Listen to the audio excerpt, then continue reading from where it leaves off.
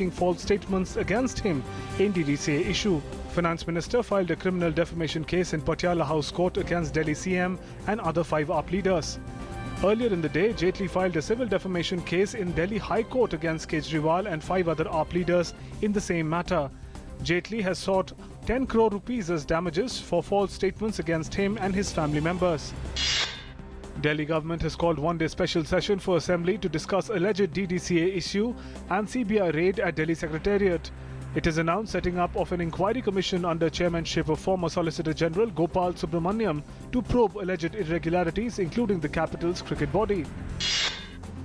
Supreme Court today dismissed the plea of Delhi Commission for Women Chief to stay on juvenile convicts' release in December 16 gang rape case. The vacation bench of the Apex Court said if anything has to be done, it has to be done according to the law.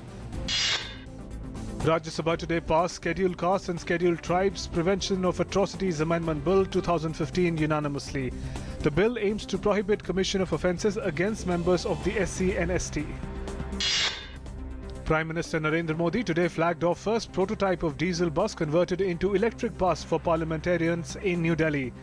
The 16-seater retrofit electric bus is expected to usher in a new era of pollution-free mass transport in the country. Lauding the battery-run bus, Prime Minister said that this bus is not making any noise and scope of pollution also does not arise.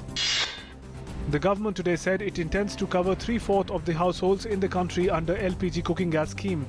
Replying to supplementaries in the Lok Sabha, Petroleum and Natural Gas Minister Dharmendra Pradhan said 60% households have been provided with LPG connections at present.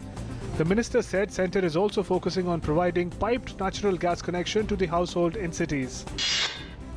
The Election Commission team led by CEC Naseem Zaidi today arrived in Guwahati on a 2-day visit. The team will review preparations for the assembly elections due early next year in Assam.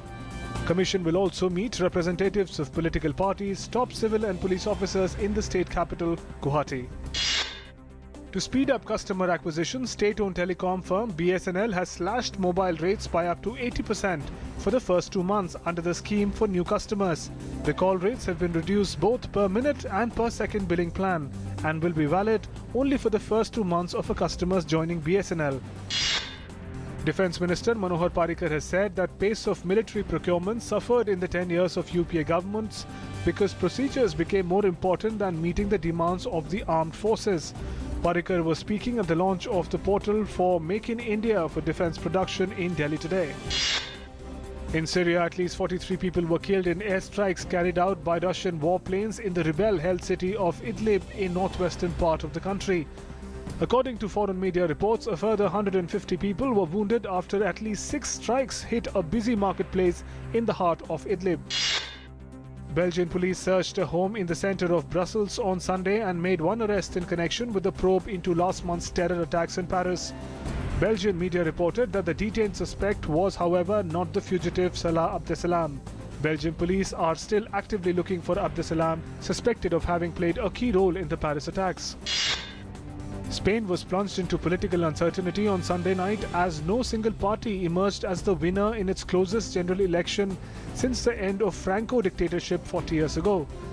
Spain's ruling Conservatives have won a general election with 122 seats, falling short of the 176 seats absolute majority mark according to official data. The opposition Socialist won 91 seats, with 2 newcomer parties getting 69 and 40 seats each respectively. In China, at least 91 people were missing a day after a massive landslide buried dozens of buildings when it swept through an industrial park in the southern Chinese city of Shenzhen. The official Xinhua news agency said the landslide buried 33 buildings in the industrial park in Shenzhen. Xinhua said that as of Monday morning, 59 men and 32 women were missing in the landslide. FIFA Ethics Committee has banned suspended FIFA presidents Sepp Blatter and Michel Platini for 8 years after finding them guilty for abusing their positions over a $2 million payment that was made to suspended head of European football. A statement by the committee said both showed abusive execution of their powers. In the case of Platini, the committee said he failed to act with complete credibility and integrity, showing unawareness of the importance of his duties.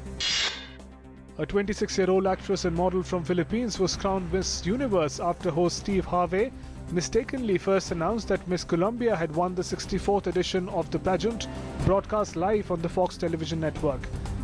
Pia Alonso Wutzbach, a Filipino-German actress and model born in Stuttgart and raised in Cagayan de Oro, was announced as runner-up to Miss Colombia before Harvey announced to the audience that he had made a mistake.